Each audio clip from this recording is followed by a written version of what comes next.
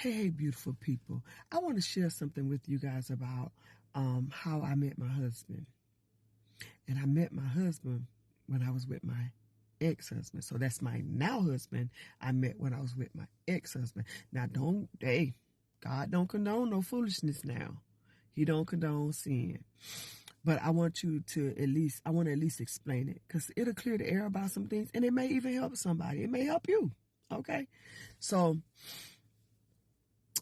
when I was with my ex-husband, he had this way of not making me feel special.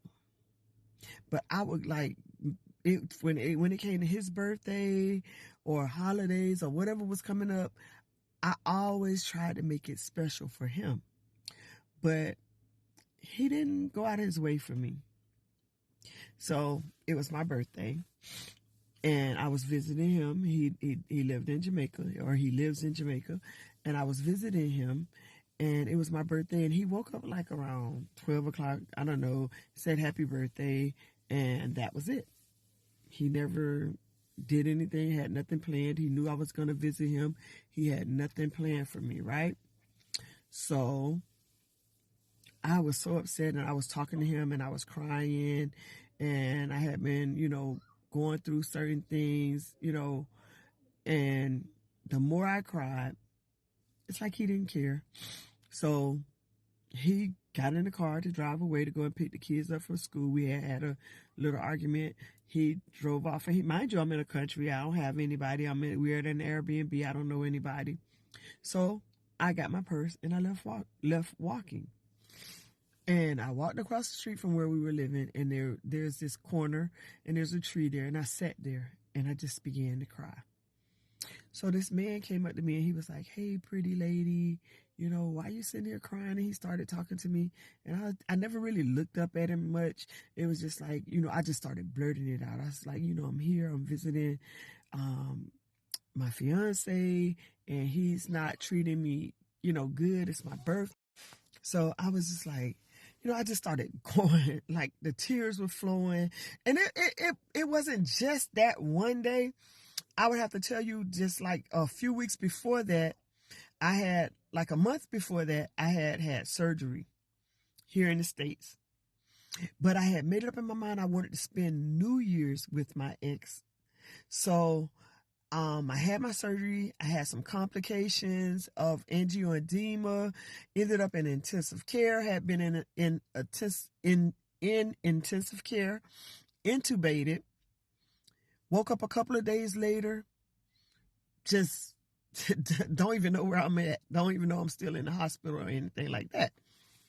So, but I made up my mind I wanted to be with him. So I begged the doctor to discharge me. She discharged me. I was so sick. I jumped on a plane, flew to Jamaica just so I can spend New Year's, bringing in New Year's with him. I know it's stupid. Yeah, we do some stupid things in the name of what we call love here. And some of it's in the name of lust. But yeah, I went to Jamaica, got sick, had to pay a big amount to jump on the next plane and come back home on New Year's Day. As soon as I hit the United States, I was rushed to the hospital and in intensive care again. But this man, all he thought about was that we had been arguing. He didn't care. He didn't call me. But I'm going to try to make it work. I'm trying to make it work. So anyway, fast forward again to my birthday, which is January 12th. So fast forward. Sitting on that corner, and this guy just come up to me and talked to me. And it was like, I don't know what happened. The floodgate just opened. I just started crying, and I just started talking to him. And he was like, "Here, take my number. I could take you out for your birthday." And I was like, "No, I'm here. I told you I'm with my fiance. How can I go out with you?" He was like, "Well, let's go do something." And I was like, "It's not that easy. I can't just walk away and go be with you, go out with you." He was like, "But we just could be friends. We just meeting." And I was like, "I can't do it. No. But we did exchange numbers. And we started talking on a regular basis. But I made it clear to him that I love my fiance. Me and you could be nothing more than friends. But, hopefully maybe I can help hook you up with one of my friends or find somebody for you or whatever the case may be." And we did that. We became close friends. We talked almost every day.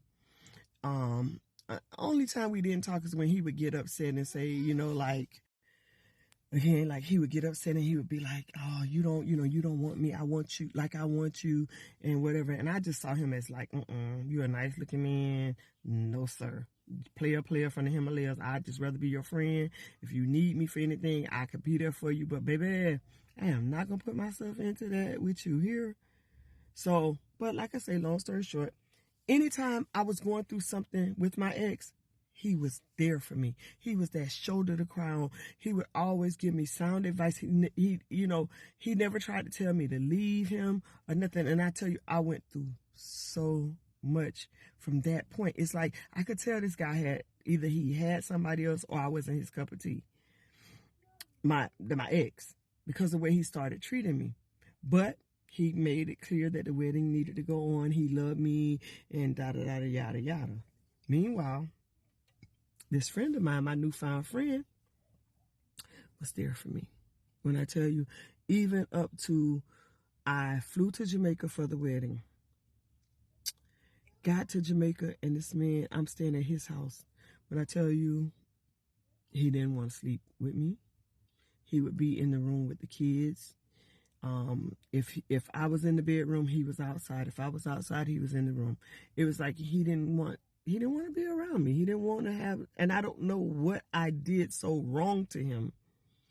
But here I was, the person he was marrying, but he didn't want me like that. So y'all follow along, because it gets good, because y'all going to talk about me bad. But anyway, so I remember asking him to take me to the airport. I was telling him, listen, I'm going to leave. I'm ready to, I just want to go home. This ain't right. I knew it wasn't right, but so many times we stay in these relationships we know are not right, and we try to fit that square into a circle. We're going to try to make it work because, I've been with him for so long. We've been together for a couple of years now. And, I remember the good times. No, but it ain't no good times now. So I don't even know why we trying to force it. But, all right. This man drove me to a hotel room. To a hotel. And was just going to leave me there. But then I started crying, no, I'm going back home with you. This, that, and that, we got to make it work because, everybody, they're flying in for this wedding. How do I tell everybody who bought their tickets already that we're not going to get married? Simple. We could have had a big party in Jamaica. And once everything was over and I told my family that, they was like, girl, we could have had a party. What you mean? That was a vacay. But anyway, let's go ahead to how I met my husband. Well, you know how I met him, but how he became my husband. Okay. So we ended up like just fighting and arguing the entire time I was there. And I was in Jamaica like 3 weeks or so before I got married. We argued the entire time. This man treated me like I was nothing. Like I needed him. Couple of days before the wedding, I called my friend at the time, and he said, you're making the worst mistake of your life. Don't do this to yourself. He said, even if you don't want me, do not marry him. That is not the man for you. He was like, just go ahead with your life. He was like, and at the time, he was over in the United States. So he was like, hey, if you want to, just go to my mom's house. You can stay to my mom's house till you're ready to face people and come back home. But don't do this to yourself because you're making the worst mistake of your life. Okay. I went forward with the wedding. And when I tell you my marriage lasted 4 days, baby. This man didn't even want to consummate the marriage here. It was like he like I disgusted him. So for those first 4 days, like he was like, he had every excuse why we shouldn't sleep together, but he was nicer than he was previously. And I thought there was hope. I really thought that there was going to be hope for the marriage itself. Here we